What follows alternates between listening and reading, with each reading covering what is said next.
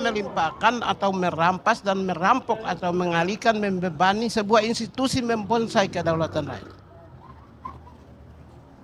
Apalagi cawe-cawe mencari suara rakyat di Mahkamah Konstitusi.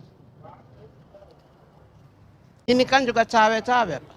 Sama aja. Siapa tahu kiro-kiro. Seperti narasi. Saya salah satu yang pernah menjelaskan secara detail tentang apa itu TSM. Dan saya pelakunya di Komnas HAM. Karena TSM itu berdasarkan Undang-Undang 26 tahun 2000 tentang pelanggaran HAM berat. Belum tentu ahli tata negara tahu tentang TSM. Yang tahu tentang TSM itu adalah orang Komnas HAM yang tahu. Karena itu begitu penjelasan dari Rafli, saya bilang, waduh, Rafli, saya bilang jauh banget panggang dari api. Saya pernah menjelaskan secara detail di sini dan diakui dan dipuji oleh pengacara 01 di depan Bang Karnilias tentang penjelasan saya. Sangat komprehensif, sangat ilmiah, sangat terukur. Apa perlu saya ulang?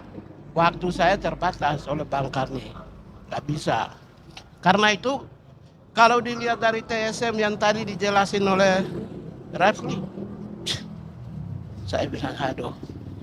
Berarti ini cawe-cawe kiro-kiro mencari suara di Mahkamah Konstitusi ini. Nah, itu satu.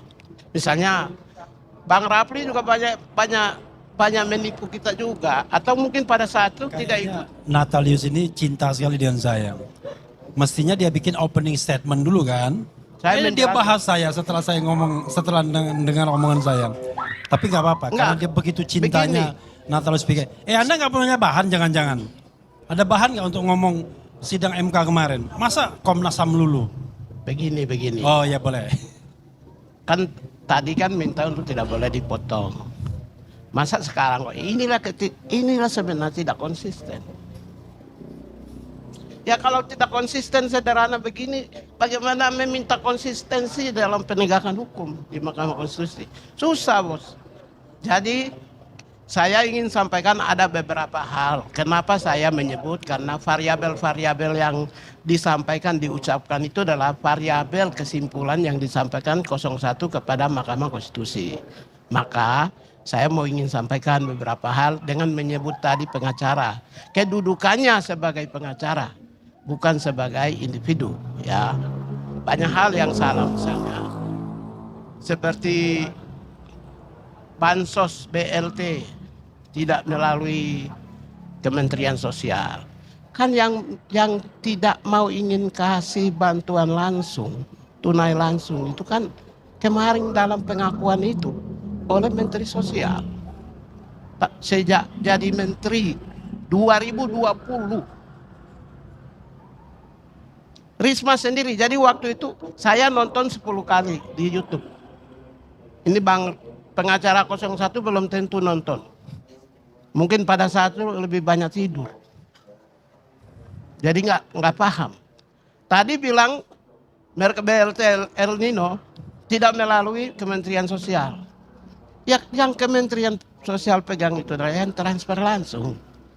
Jadi tidak ada namanya bantuan-bantuan yang sifatnya bantuan berupa beras dan lain. Itu melalui Kementerian Sosial. Kemarin penjelasan dari Ibu Risma dan itu dilakukan 2020.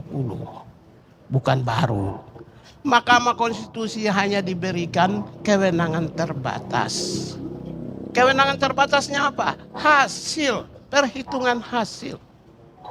Kalau nanti ketika Anda mengajukan permohonan perhitungan hasil, maka Anda menyodorkan hasil yang lebih baik untuk memenangkan atau draw. Pernah nggak 01 dan 3 menyampaikan hasil yang lebih baik, minimal, atau draw? Angka-angkanya pernah nggak? Hasilnya ada nggak? Jangan melihat MK kan dengan asik, mereka bersidang, asik. MK itu wajib untuk melakukan proses peradilan dan persidangan. Karena rakyat meminta. Apalah artinya kalau apalagi kasus-kasus besar seperti Pilpres dan Pileg. Wajar dong. Dia proses. Karena dia proses, karena dia proses dengan begitu riang gembira, dengan tenang dan senang, ya ada aura positif, sehingga nanti ujung-ujungnya itu akan menghasilkan hasil yang menguntungkan bagi para pengadu. Nggak mungkin. Hi pace